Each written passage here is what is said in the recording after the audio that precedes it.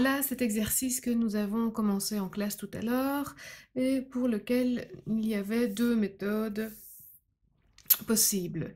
Alors, nous avons donc appliqué la formule du quotient qui dit qu'on dérive le numérateur, on multiplie par le dénominateur, on soustrait, on remet le numérateur et on multiplie par la dérivée du dénominateur avec ici en dessous le dénominateur qui est mis au carré.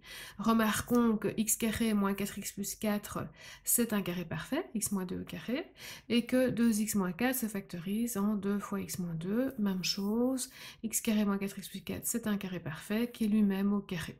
Donc, dans la suite, nous pouvons dire que nous avons 2x fois x moins 2 au carré, moins x carré moins 9 fois 2 fois x moins 2, et en dessous, x moins 2 au carré, ou encore x moins 2 exposant 4.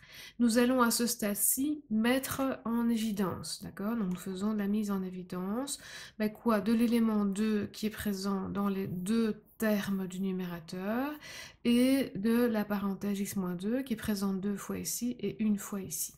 Donc, nous avons mis 2 en évidence, x-2 en évidence. Il nous reste pour ce premier terme x et une des parenthèses, puisque je rappelle que x-2 au carré, c'est en fait x-2 fois x-2.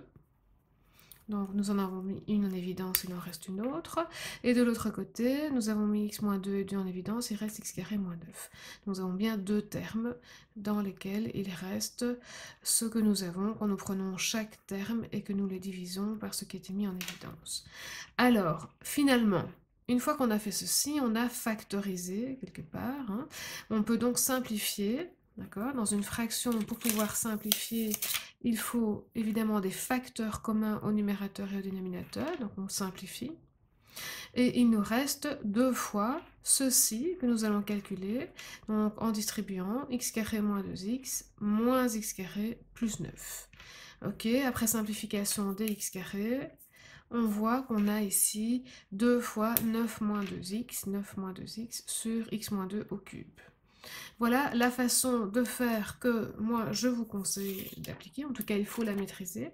C'est la façon qui factorise au plus vite la dérivée, ne vous fait pas faire de calcul inutile pour après devoir factoriser. Et il y aura des situations où il n'y a que cette méthode qui sera possible pour arriver à avoir une dérivée factorisée.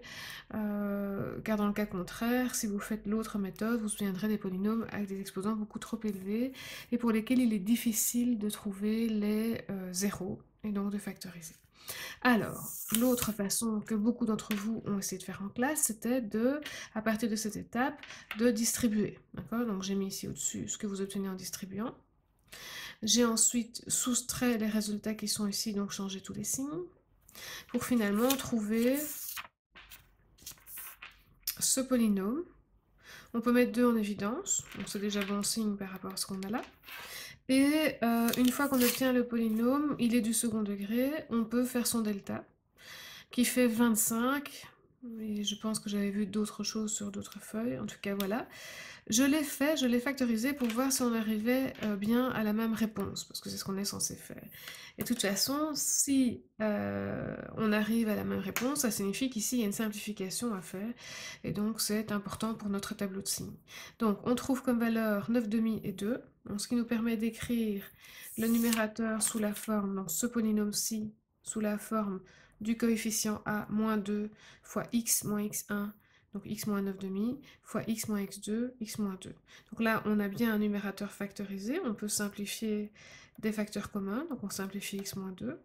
Et on se retrouve avec 2 fois, alors on peut distribuer le moins 2 dans cette parenthèse pour obtenir moins 2x plus 9, qui est équivalent à ceci. On a bien le même dénominateur et on a bien le coefficient 2. Donc voilà l'expression finale de la dérivée première.